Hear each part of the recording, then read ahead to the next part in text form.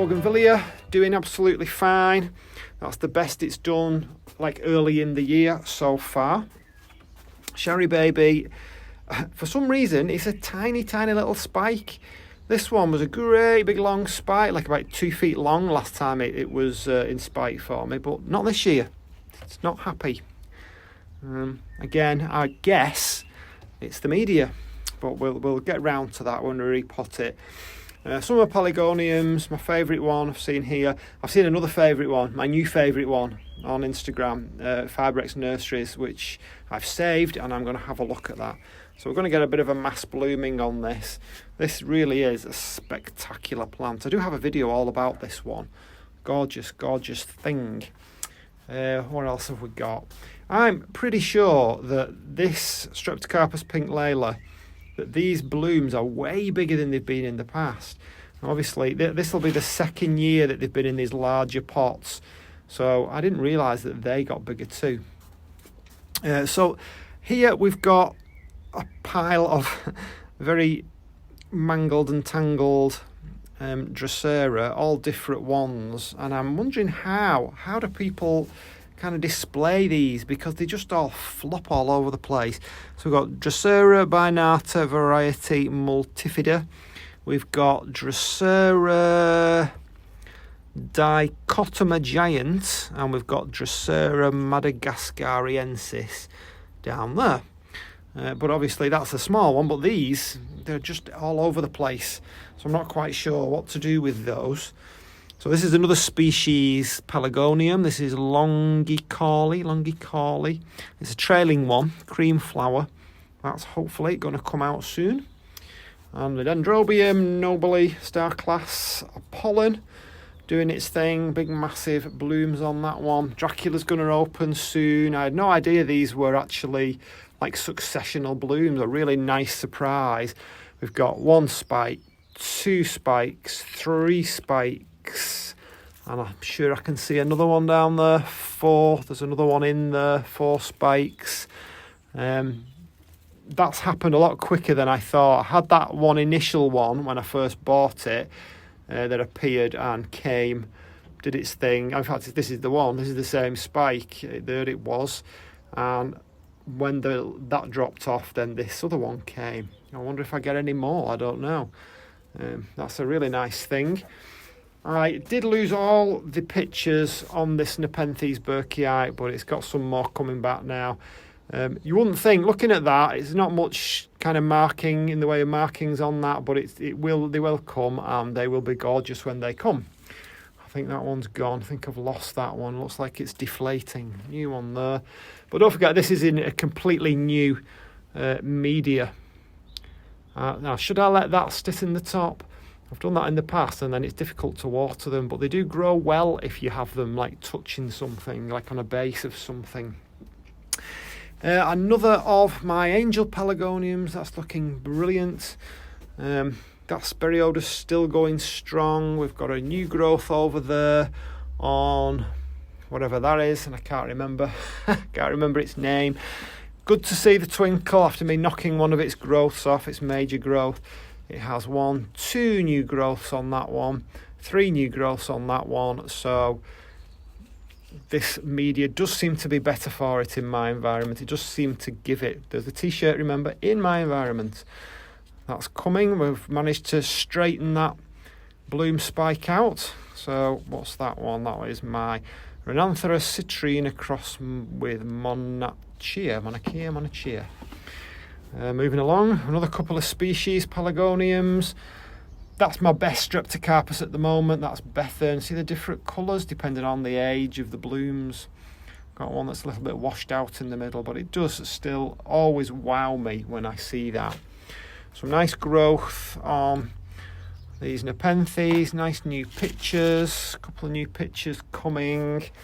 So this was the other of the mandavillas, and this one's going to bloom. Now these were cuttings that I did a video on, but I did have another one, and it's just died off for whatever reason. I don't know why. It managed to get through winter, and then it just died off. So yeah, there's things happening, things going on, and it's really nice to see at this time of year to get in here and see what's going on. So this is another species, Streptocarpus. This is saxorum, and apparently, I've seen this in a hanging basket looking really good. So I can't wait to see some blooms. I bought a lot of Streptocarpus last year, and I'm hoping that they do something. They've been really, really slow. Somebody mentioned that it could well be that they were actually in, those little, what do you call them? Like, they come as plug plants. They're in like a little biodegradable, that's the word I'm looking for, a little biodegradable pot. So whenever I get those now, I actually snip down the sides because they seem to struggle to get out of that. So I'm hoping that this year some of them actually get a move on with things. That one looks like it has. So that's my big leaf jump there. That's Kalahari. That did bloom last year, but it only had very, very small leaves, and it's great. And that one's not up to much, is it, as a leaf, as far as a leaf goes, but it's made a huge jump on that one there. But some of them I didn't even see bloom last year, but I've kept faith with them, and hopefully they will come in their own time. So this year I should get some more of those. So you can see down here we've got some of the Hippeastrums that I actually leave them. There you go, can you see it under there? I just chop the leaves back a little bit so I can fit them under the benches, and I will keep watering these now right through the summer up until when I want to actually force like a dormancy on them, which is usually, well, depending on what I think at the time, but probably about September, October, maybe later than that, so that they can have a couple of months rest, and then I can bring them back into bloom. And what I'll do is I'll take them into the warmer side. This tray down here was my Gloriosa lilies, Gloriosa superba. They were growing superb last year, and then they were both about 2 feet high, and then a slug came along and chopped the tops off, just like ate the growing tips, and I thought, they'll come back, and they didn't. They just never did anything after that. They never moved. It was like, well, you've chopped my head off, I'm not going to bother growing anymore, and they didn't. So I've kept them anyway in pots, and I've took them out. There are some new growth points on them, so I've laid them flat in these trays so I can see what happens. I don't want to put them in a pot because obviously they're going to need to go in a bigger pot. I want to keep an eye on them. So the suggestion was that you put them in a tray like that, and when the growths come through, which should be any time now, then you can start to pop them on. You can see some of the cyclamen now, they've all more or less gone over, and you can see they're in various stages of going into dormancy, so I won't really water those anymore. I lost this I didn't lose it, this Pteris cretica.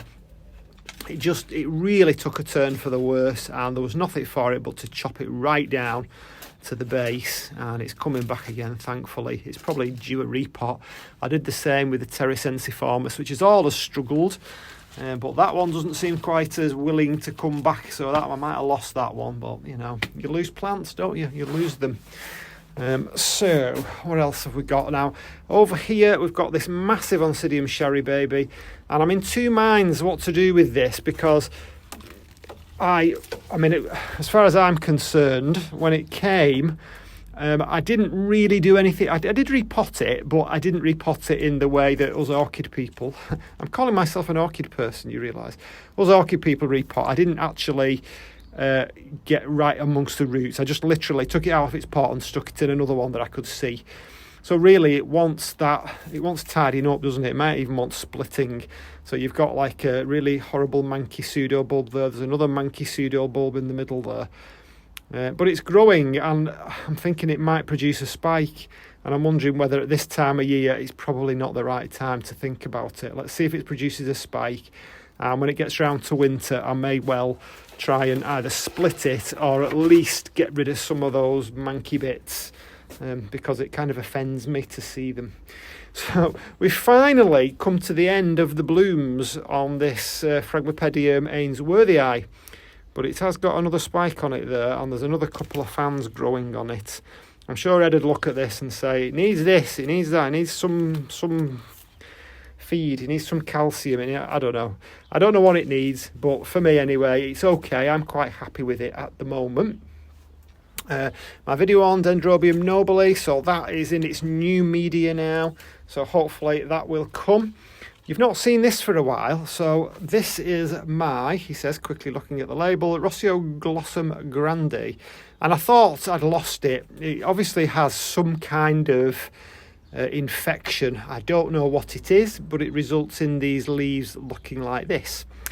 But it's not, it's okay. I mean, it didn't have any roots for a kick-off when I had a look at it, as practically nothing ever does when I buy them from this particular place.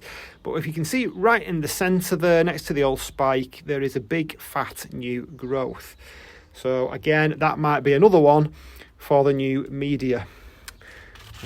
As all these orchids may be, I may dispense with bark altogether the way I'm going with it, because they just do not like the bark, or they don't seem to, in my environment.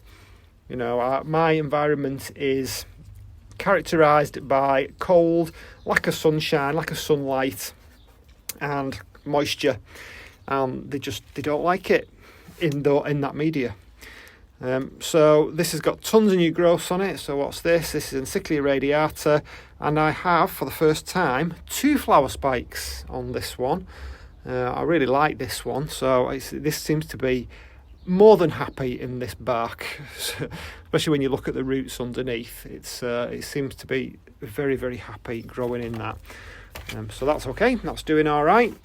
So yeah, there's, apart from Mandevilla and this Dendrobium Victoria Regina, and probably another half dozen things which I've not mentioned, things seem to be growing okay. So we've also got over here a Cambria, which I thought, God, am I going to be the only person ever to kill a Cambria? Because every single leaf went on it. But you can see it's got 1, 2, 3, 4 new growths on it, even though that one looks like it's been nibbled a little bit. 4 new growths on it. And this is another one, see, it's still damp at the bottom. Now, normally I would have said, well, I've overwatered it. I have give it water when it's not in full growth. I've given it too much water. But like I said, my new perspective is not that I've given it too much water, but that it's not drying out. Therefore, I have it in the wrong media. I need to get it into something that dries out more quickly and that is more well drained. So that's the new perspective on things, and let's see if that changes anything. Now, anything else to mention? Let's see. I'll just show you this. Again, I've showed it you before, but it's great to see it close up. So this is Dracula nidiformis. Quickly becoming a favourite, and it's stuck to my thumb. Don't know if you can see that. Looking really, really cute and attractive. Again, these things, if you've never seen a sundew in real life, I'm not really sure that photographs and video really do them justice. So I've got a load of bits in my fingers here and I can't hold both. So this is Hamiltonii, but I've also got some other kind of stowaways on it. So the rosette ones are the Hamiltonii. I don't know what the others are. They must have self-seeded. There's quite a few dotted all around this pot. They've not come from me, so they must have arrived in the pot as stowaways. I'm hoping they get bigger, hoping that's not all they get. I actually posted a photo of that on Instagram and it did really, really well, which I was quite surprised. I don't know if you ever look at your figures on Instagram, but the photos that you think are, like pretty run-of-the-mill photographs, they're the ones that seem to do really well, and the ones that you think, wow, these are spectacular photos and nobody's interested. I really like that. That's going to be lovely when they all come out. I'm very definitely getting into my species. I think the big blousy hybrids, for me, I'm over them. I'm getting past them. I think I'm looking more into hybrids, into species that have those little subtle things on them that the big blousy hybrids don't. Not that there's anything wrong with hybrids. There are plenty of hybrids in here. Okay, so I think that is it. And straight away, half of you switch off, no doubt. If you managed to stick with me so far, please give me a thumbs up if you enjoyed it, because you cannot underestimate how much those thumbs up, how much those likes really help the channel to grow. And for me, having a channel that grows is part of the satisfaction. And of course, I make more money. It's not all about money, but, you know, let's face it, money's important. Why not say it? It's important. It helps me to run the greenhouse. And, you know, let me tell you, I am nowhere near getting enough income from YouTube in order to pay for this greenhouse. Not only the greenhouse, but running it, heating it in the UK.